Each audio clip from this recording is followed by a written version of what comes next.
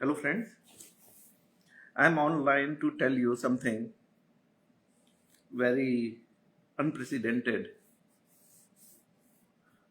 which is happening these days. I believe the Facebook has revised their privacy rules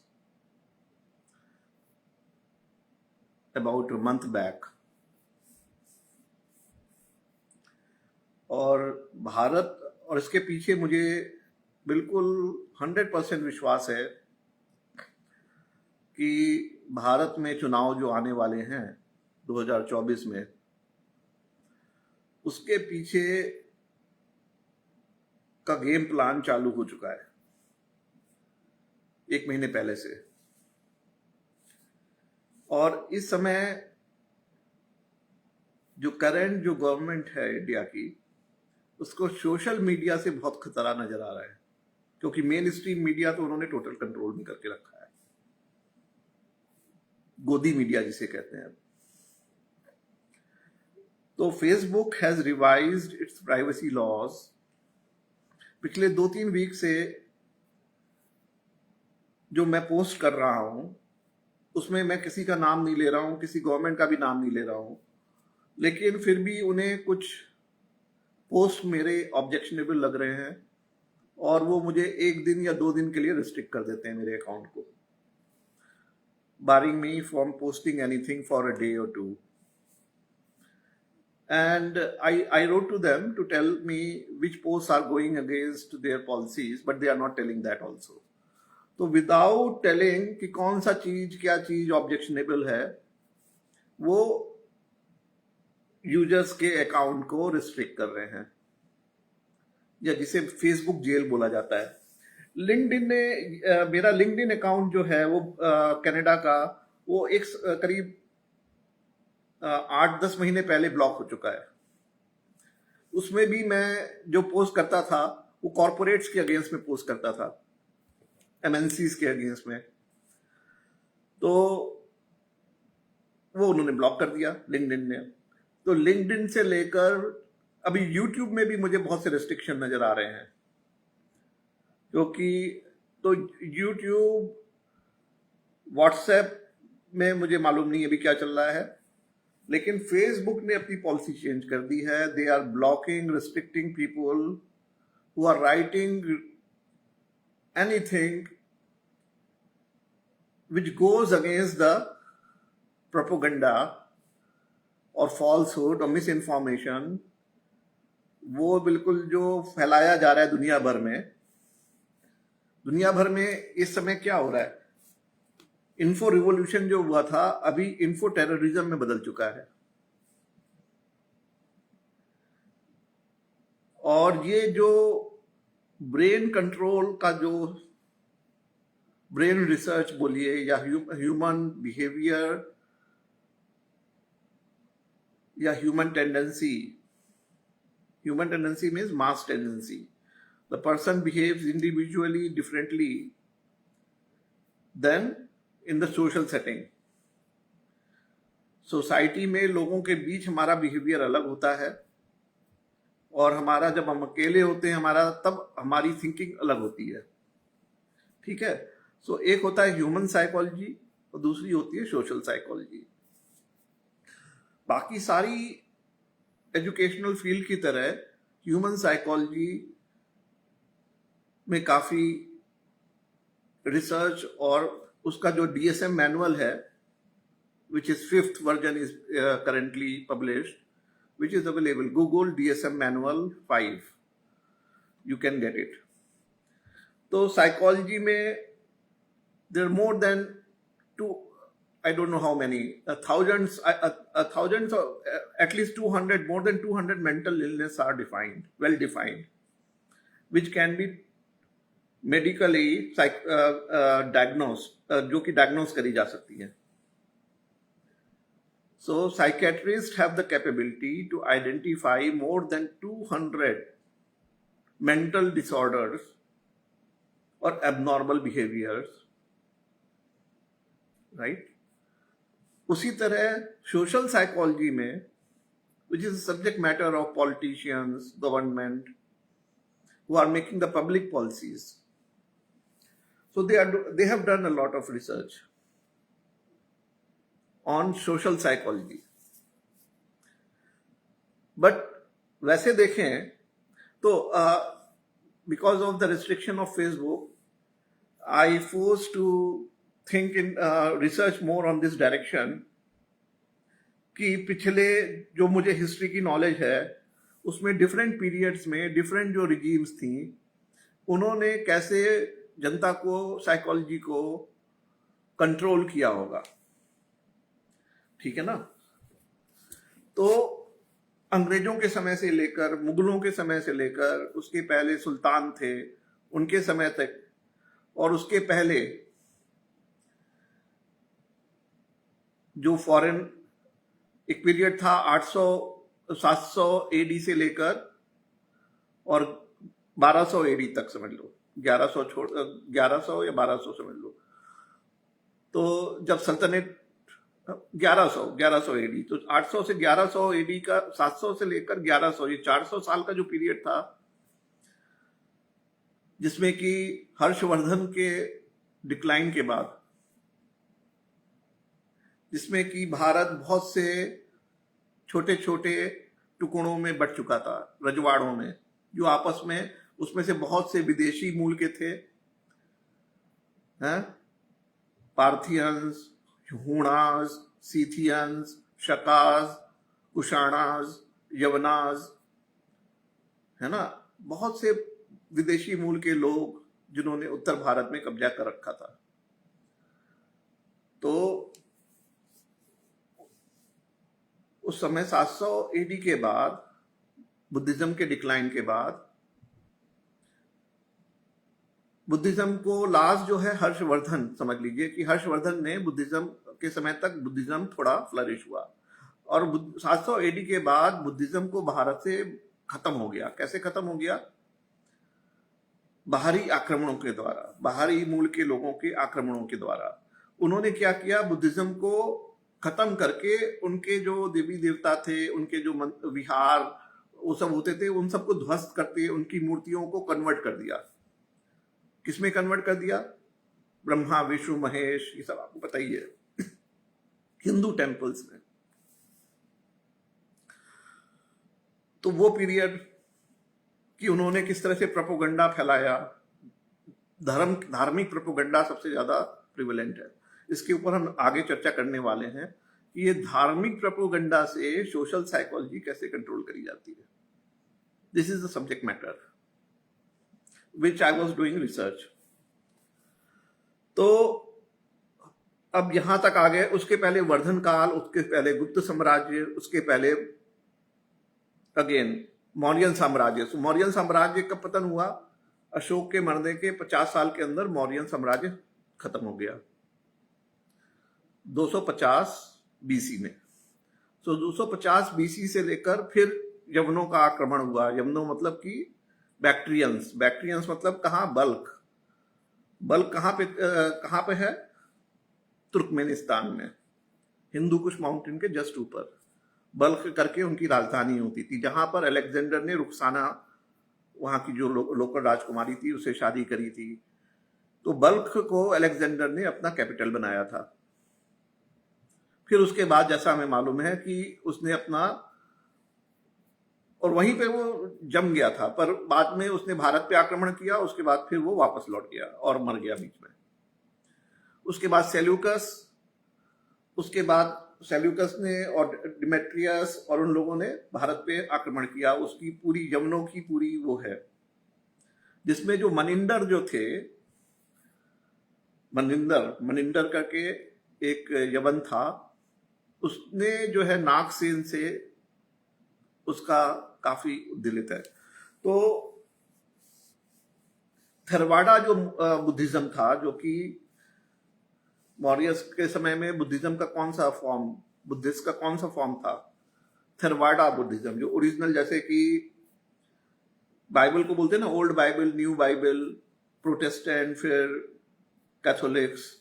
तो वैसे ही Buddhism के 3 form मुख्यतः available हैं currently. जो सबसे पुराना है थेरवाड़ा बुद्धिज्म।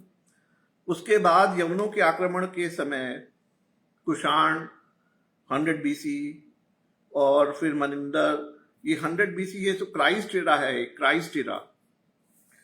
तो क्राइस्ट एरा में भी क्या हुआ, क्रिश्चियनिटी का जन्म कैसे हुआ, राइट? और यहां पर महायान बुद्धिज्म का जन्म कैसे हुआ? महायान बुद्धिज्म में औलिकेतेश्वर बुद्ध, जिनको कि नीलकंठ बोला जाता था, नीलकंठ, ठीक है? हिमाचल प्रदेश में नीलकंठ महादेव का टेम्पल है। वो नीलकंठ महादेव नहीं है, वो नीलकंठ जो है औलिकेतेश्वर बुद्ध थे, जिनकी मूर्ति को, वो औलिकेतेश्वर बुद्ध को ही महादेव बाद में बोलना या शिव बोला जाने लगा, ठीक है? शिव कब पैदा हुए? तो उस पीरियड में पैदा हुए। कैसे पैदा हुए? जबकि औलिकेतेश्वर जो बुद्ध थे, उनकी मूर्तियों को, औलिकेतेश्वर जो बुद्ध थे उनके भी बहुत से नाम थे, उसमें से एक नाम नीलकंठ भी था, उनकी मूर्ति है, तो वो मूर्ति को शिव जी की मूर्ति बना दिया गया। जैसे जगन्नाथ टेम्पल के बारे में आपको मालूम है, विवेकानंद जी ने भी उसके ऊपर चर्चा की है कि वो भी बुद्धिस्ट टेम्पल था, उसको बाद में जगन्नाथ जी बना दिया गया। बालाजी मंदिर की भी वही बात है। इस तरह से भारत में बहुत से हैं, इवन आपका बद्रीनाथ मंदिर भी वैसे ही है।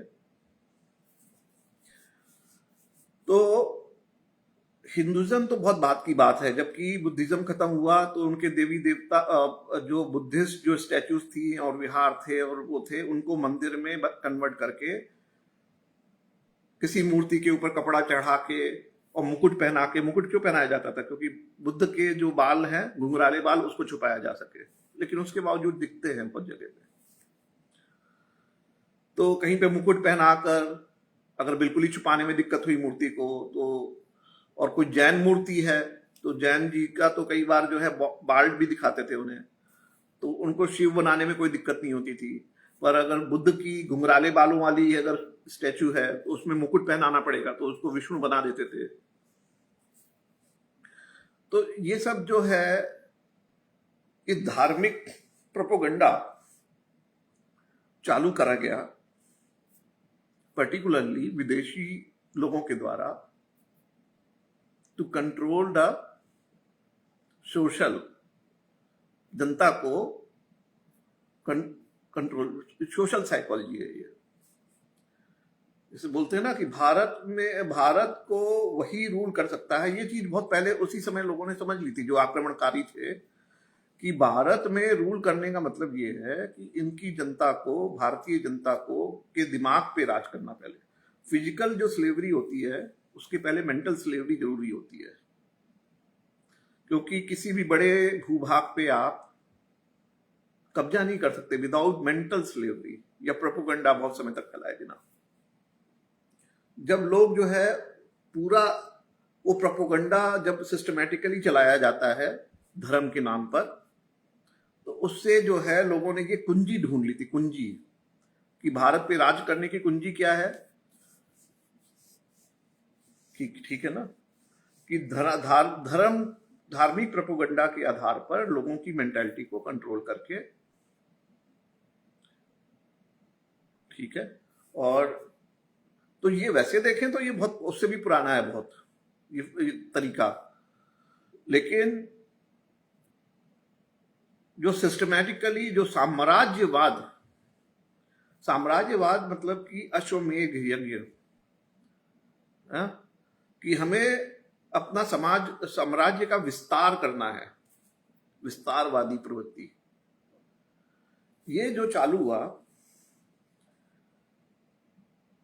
ये ब्रॉन्ज एज के बाद, ब्रॉन्ज एज के पहले भी था, इजिप्शियन का साम्राज्य होता था, उन्होंने बहुत एक्सपेंड करके रखा था, फिर ग्रीक साम्राज्य, फिर रोमन साम्राज्य, तो ऐसे तो साम्राज्य तो थे, लेकिन भारत में कोई साम्राज्य मौर्यों के पहले नहीं था, ये सबको पता है, ठीक है। और अब आप बोलेंगे महाभारत और रामायण वो सब बात की कहानी है, मौर्यों के पहले की कहानी नहीं है, ये सब बात की कहानी है। भारत में मौर्यों के पहले कोई साम्राज्य था ही नहीं, कोई भारत कोई नहीं होते थे जिन्होंने कि भारत का वो नाम रखा गया और ये सब प्रोपोगंडा, ये सब प्रोपोगंडा मेरे हिसाब से, मेरी रिसर्च के हिसाब से, मैं किसी के ऊपर थोप नहीं रहा हूँ। अपनी जिसको जो रिसर्च करनी है करो, जो समझना है मानना है मानो, मैं किसी को कुछ नहीं बोल रहा। लेकिन मुझे अपनी रिसर्च, क्योंकि मेरा समाधान नहीं होता तो मैं पजल रहता हूँ, तो मैं अपने समाधान के लिए अपनी रिसर्च करता हूँ, जिससे कि मुझे कोई कन्फ्लिक्ट है तो उसमें मुझे दिक्कत होती है। कई दिन तक तो सो नहीं पाता हूँ मैं वो कन्फ्लिक्ट में, जब तक कि वो समाधान ना हो। लेकिन इंफॉर्मेशन एज है, तो इसका तो एडवांटेज हमें मिल रहा है कि हम घर में बैठ के और कुछ भी पढ़ सकते हैं, कुछ भी ढूंढ सकते हैं, दुनिया भर के कोई भी किताब कहीं भी लाइब्रेरी से भी निकाल सकते हैं। तो हमें मालूम है कि कहाँ से निकालना है, कौन सा इंफॉर्मेशन निकालना है, तो हम कर सकते हैं रिसर्च। रिसर्च करना भी एक स्किल है। अच्छे रिसर्चर कम होते हैं, लेकिन भगवान की दया से मुझे रिसर्च करने, मैं अपने को अच्छा रिसर्चर तो मानता हूँ, जो मुझे रिसर्च करनी आती है, चाहे वो कोई टेक्निकल टॉपिक हो, चाहे जो भी टॉपिक मैं पकड़ लूँ, तो उस पर मैं रिसर्च कर लेता हूँ। अब मुझे पीएचडी का किसी का अवार्ड तो चाहिए नहीं इन सब चीज़ों पे, ना कोई डॉक्टरेट की या डीलिट की उपाधि चाहिए, या पद्मश्री या पद्म भूषण चाहिए, या हमें कोई अपना कोई वो चलाना है, विचारधारा या गुरुकुल चलाना है। खाली अपने समाधान के लिए करता हूँ। तो ये मेरी रिसर्च है, किसी के ऊपर थोपने की जरूरत नहीं है। लेकिन मौर्य साम्राज्य के पहले ऐसा कोई प्रमाण नहीं है, लिखित या फिजिकल फॉर्म में या कहीं किसी भी छोटा सा रत्ती भर भी एविडेंस इसका हो कि कोई भी साम्राज्य था भारत में। साम्राज्य आप समझते हो ना, पूरा पैन इंडिया की बात कर रहा हूं। कुछ एक दो रीजन में किसी ने अपना बढ़ा दिया हो, जैसे शाक्य वंश चलता आ रहा था, अयोध्या का भी चलता आ रहा था, अयोध्या के भी राजा होते थे, उनका एक रीजन में कब्जा रहता था, मथुरा के अलग राजा होते थे, उधर पाटलिपुत्र का साम्राज्य था, इधर वैशाली का था। तो साम्राज्य, उसको साम्राज्य नहीं कहते वो, मतलब वो छोटे छोटे अपने प्रोविंस के राजा हुआ करते थे। लेकिन जो विस्तारवादी प्रवृत्ति, साम्राज्य स्थापित करना पैन इंडिया, या उस समय पैन इंडिया का कॉन्सेप्ट नहीं था, नेशनल कॉन्सेप्ट नहीं था उस समय। साइरस द ग्रेट जो हुए पहले 550 बीसी ईरान में, उसका एम था पूरी दुनिया पे कब्जा करना। उसके बाद अलेक्जेंडर आया, तो अलेक्जेंडर का एम था पूरी दुनिया पे कब्जा करना। उसी तरह भारत में जो मौर्यन तो थे, उनका भी एम यही, अश्वमेध यज्ञ, मतलब कि पूरे विश्व पे कब्जा करना। इवन जो कॉन्सेप्ट है कि वो तीनों लोगों के राजा, भगवान राम का कॉन्सेप्ट क्या है कि वो खाली धरती के राजा नहीं, वो तीनों लोगों के राजा हैं। तो इस साम्राज्यवाद का कॉन्सेप्ट था, साम्राज्यवाद का पहले मतलब था पूरे विश्व पे कब्जा करना। कुर्वंतो सर्वम आर्यम, पूरे, ये नहीं कि वसुधैव कुटुंबकम। वसुधैव कुटुंबकम का मतलब ये है कि जैसे चंगेज खां भी आया तो उसका एम क्या था कि मंगोल ब्लड जो है वो पूरे दुनिया में मंगोल ब्लड होना चाहिए, मतलब जितनी भी स्त्रियां हैं उन सबको इम्प्रेग्नेट करना है, ठीक है ना। तो आपको मालूम है ऐसे बहुत से विदेशी आक्रमणकारी हुए हैं जो कि जिनका एम क्या था कि दुनिया भर की स्त्रियों को वो करना, रेशल, मतलब जो उनका वो था, तो था उस समय।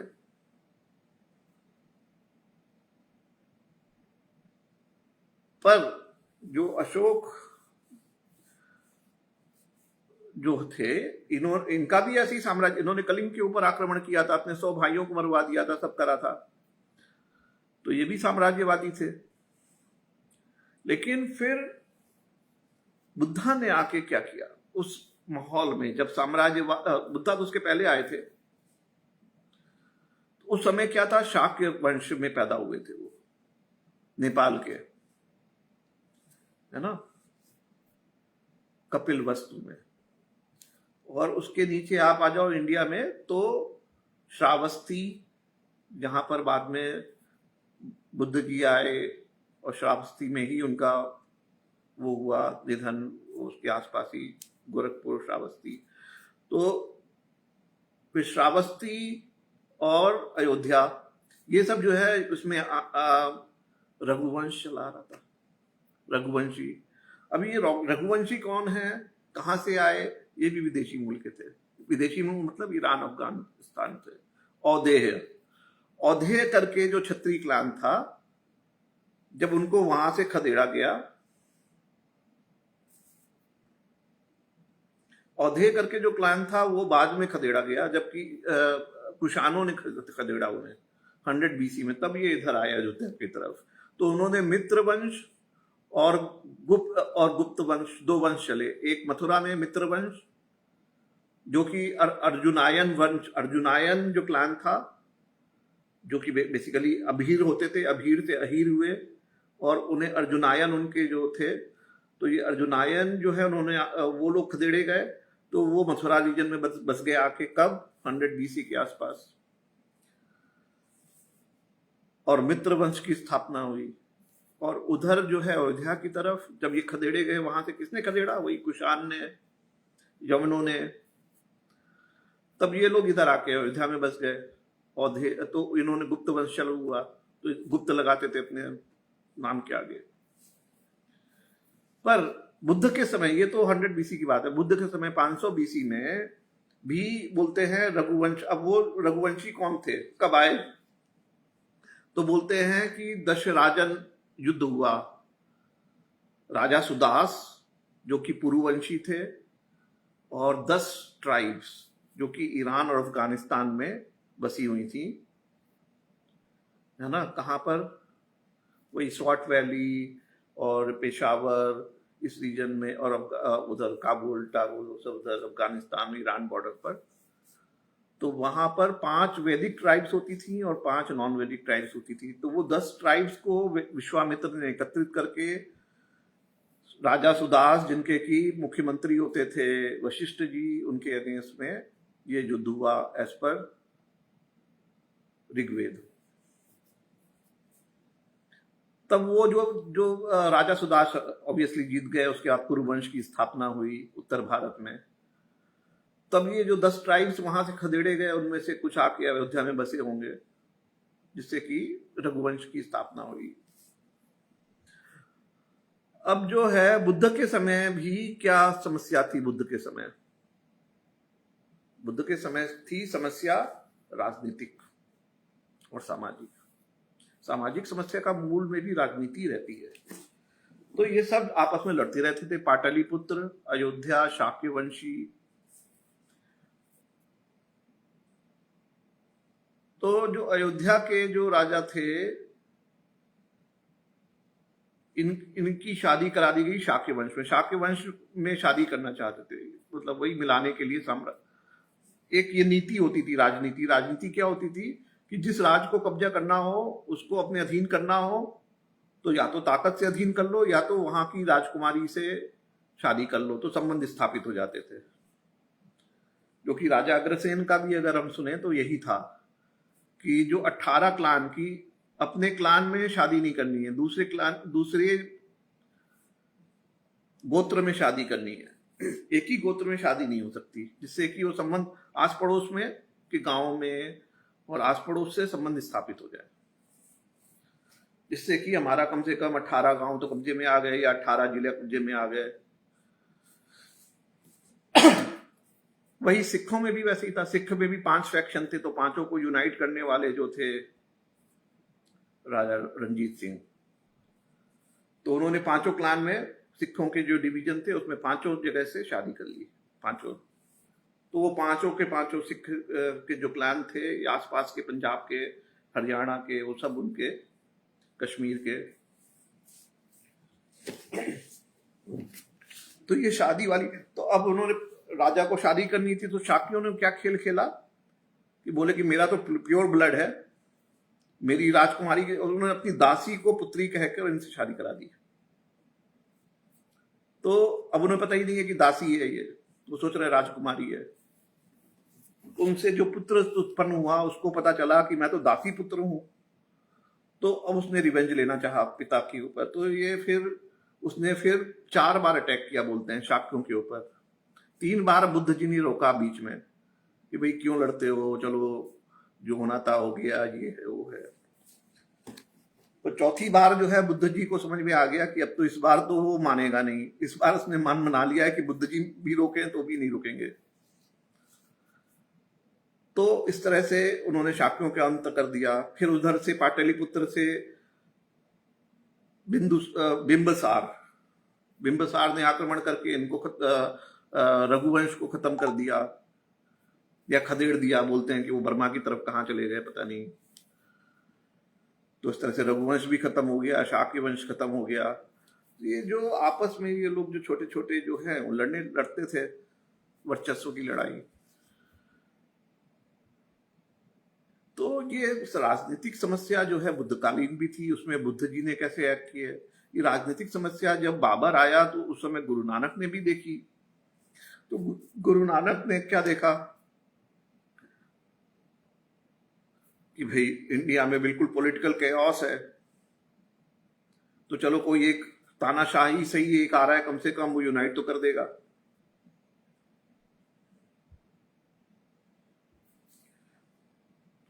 जो भी है उन्होंने उस समय कैसे उसका प्रतिरोध किया या उससे कैसे रिकंसाइल, कैसे मतलब रेशनलाइजेशन। तो बाबर का साम्राज्य स्थापित हो गया। उसके बाद फिर अकबर के समय कौन कौन है, तुलसीदास जी। तो तुलसीदास जी ने, तो क्या हुआ, बाबर के भी पहले जब सल्तनत, तुर्की सल्तनत जब स्थापित हुई तो उस समय बहुत से फकीर लोग आए हैं। उन सब में जो सबसे पहले जो है जो फकीर बाबा फरीद। बाबा फरीद को पॉलिटिक्स से कोई मतलब नहीं था, हालांकि जबरदस्ती लोग बोलते हैं कि बाबा फरीद ने जो है और पृथ्वीराज चौहान को मरवा दिया, गोरी के संग वो कर दिया। ठीक है, इस सबके कोई ठीक है, लेकिन कहने का मतलब ये है कि जो सूफी लोग थे, मेरा फोन डिस्चार्ज हो रहा है, तो सूफी लोगों के सामने भी वही पॉलिटिकल समस्या थी, संतों के सामने भी वही पॉलिटिकल समस्या थी। और वो देख रहे थे कि ये लोग जो है प्रोपोगंडा कैसे फैलाते हैं, धार्मिक प्रोपोगंडा, चाहे वो तुर्क इस्लामिस्ट हो, चाहे वो हिंदूवादी हो, चाहे वो कोई वादी हो, सबका एक ही रूल करने का एक ही है कि फिजिकल गुलामी के पहले मानसिक गुलामी लाना, उसमें धर्म का इस्तेमाल करना। अब बाकी जितने महात्मा साधु संत हुए, रियल फकीर संत, उनका यही था कि भाई उन्हें सत्य का उजागर करना है, जिसको सत्य कहा जाता है। सत्य क्या है? ये जो प्रोपोगंडा, काला जादू, अंधविश्वास, पाखंड जो कि रिजीम के द्वारा फैलाया जा रहा है जनता के मानसिक गुलाम करने के लिए। मानसिक गुलाम हो गए तो फिजिकल तो हो गए, उसको कैसे उजागर भी करें और उनको झेलना भी ना पड़े। झेलना पड़ता अगर आप खुल्लम खुल्ला चुनौती देंगे तो तब तो आप बचोगे भी नहीं ना। तो ये फकीर संत जो है, इन्होंने जो है अपनी अटपटी वाणी में या जो भी वाणी में, इन्होंने सत्य को की तरफ कि सत्य की तरफ इशारा करते हुए कि आप ये प्रोपोगंडा में मत फंसो। बाबा फरीद से लेकर फिर निजामुद्दीन औलिया तक ही चला ना। उसमें 4-5 सूफी के जो वो हैं, उसमें सोहरावर्दी और पता नहीं कौन कौन से हैं। उसमें से जो रियल जो सूफी थे वो पॉलिटिक्स में नहीं पढ़ते थे। कबीर तक भी, नानक तक भी। नानक जी को भी कोई पॉलिटिक्स में पढ़ने के लिए, पॉलिटिक्स तो उन्हें मालूम है कि जो जनता के दुख का कारण क्या है, गुलामी। गुलामी कैसे हो रही है? प्रोपोगंडा से, धार्मिक उससे। मानसिक गुलामी से। तो इसको निरस्त कैसे करना है? तो कहने का मतलब ये है कि जो आजकल हो रहा है, सोशल मीडिया और मेन स्ट्रीम मीडिया, उसको जैसे कंट्रोल करा जा रहा है, प्रोपोगंडा फैलाया जा रहा है, जिससे कि लोगों को मानसिक गुलामी की तरफ धकेला जा रहा है, उसमें जिसको ऐसा हिस्ट्री पता है या जिसका मालूम है कि दुख का कारण क्या है, यही तो मेन चीज है। महात्मा बुद्ध से लेकर जब लोगों ने पता करने की कोशिश करी, किसी ने भी, कि दुख का कारण क्या है, तो दुख का कारण है अज्ञान नहीं, झूठ, मूर्खता, पाखंड, छलावा, काला जादू, कल्टिक। आपको मालूम है उधर के वेस्टर्न कल्ट मालूम है सारे, फ्री मैसन, उसके पहले नाइट टेम्पलर से लेकर फ्री मैसनरी, इल्यूमिनाटी, जितने उधर भी, उसके पहले बुक ऑफ डेथ है ना, बुक ऑफ डेथ इजिप्शियन की। इजिप्शियन ने भी जो रूल किया वो काला जादू और कल्टिक रूल था उनका, बिल्कुल कल्टिक मतलब उसको मैं थोड़ा सा इशारा कर दूं तो स्लेव की जो है पेनिस काट दिए जाते थे और उसकी माला पहनते थे लोग। राजा क्या करता था, किसकी माला पहनता था? काली माता किसकी?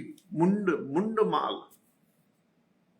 तो वहां पे वो मुंड माल नहीं पहनी जाती थी, वहां पेनिस की माल पहनी जाती थी इजिप्शियन फिराओ में।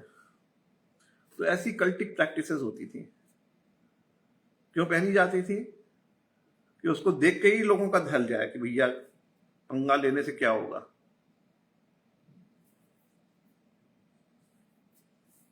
तो मुंड बाल जो है वो कहां तक चलता रहा? जो नीम के पेड़ होते थे कहीं कहीं पर, वहां पर 100 लाशें लटक रही होती थी फांसी पर। खूनी दरवाजा है दिल्ली में, उसमें पहाड़ लगा, मुंड काट काट के उनके पहाड़ लगा दिए जाते थे, क्योंकि fear is the biggest factor जिससे कि जनता को कंट्रोल में करा जा सकता है। टेरर, आतंक कोई नया कॉन्सेप्ट है? तो इजिप्शियन के समय से 5000 से सालों से चला आ रहा है। आतंक, भय, और उसको धार्मिक जामा पहनाकर जनता को आराम से गुलाम बनाया जा सकता है। तो मैंने सोचा मेरी जो भी हो रहा है, जो मेरी दृष्टि है, जो मेरी रिसर्च है, उससे जिसको फायदा हो सके ले ले, और किसी के ऊपर कोई थोपने की जरूरत नहीं है। जिसको कोई कन्फ्लिक्ट नहीं है वो आराम से जिए। जय श्री राम करे, बोलो जय श्री राम।